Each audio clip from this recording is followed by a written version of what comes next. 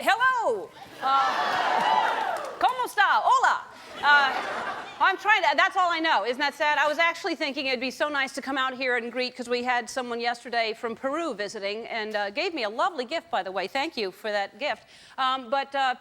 Someone from Wales, and I was thinking it'd be nice if I could come out and just say hello in all these different languages.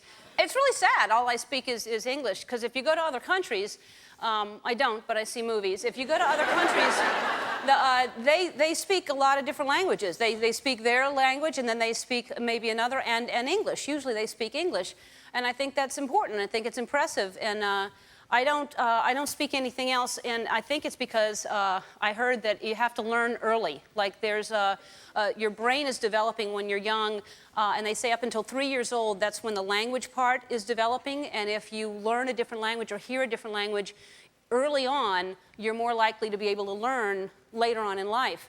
And it shuts off at a certain point. Your brain kind of just closes up if it's not being used, and so I look at it like your brain is like a mall, and in some cases a mini mall, and it's like there's a store that's opened, or it's a brand new store, grand opening, and if there are no patrons, nobody going in there ever, then it's going to shut down. And so I have a lot of gaps in my mall. Not the clothing store, just a bunch of gaps, and I mean, there are things open. It's a mall. It's still not a Rand McNally, more like a hot dog on a stick area, and like a fountain with teenagers hanging out, smoking and cursing. But that's what's going on in my mall.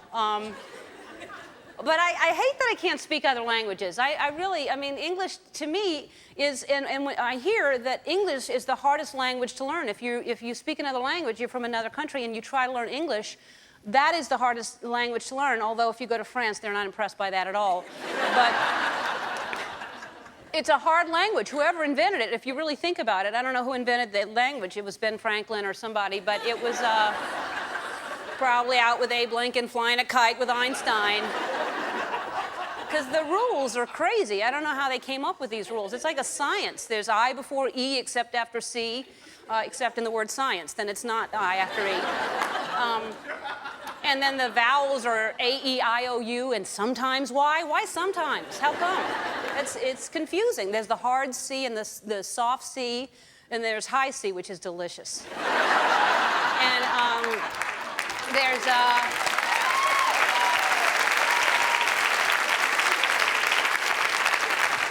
it's confusing. There's the hard K, and then there's the silent K, you know, and then there's special K, which if you eat for a week, you can lose 3 pounds.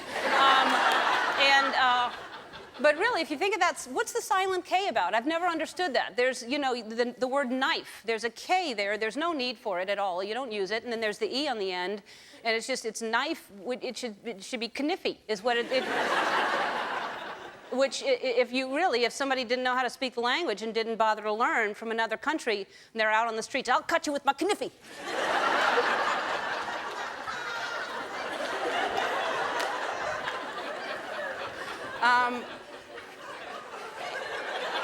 And by the way, Sade, your name is Sade. It is. It is. And we'd love to have you on the show.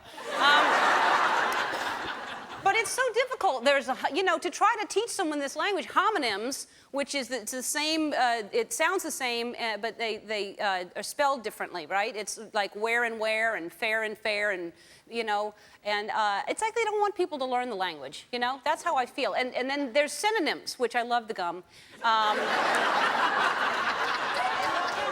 And the buns, those are good. I've never understood the difference between synonym and spearmint, though. They taste the same to me. But there's one language that's universal, and that's music. Tony, give me some.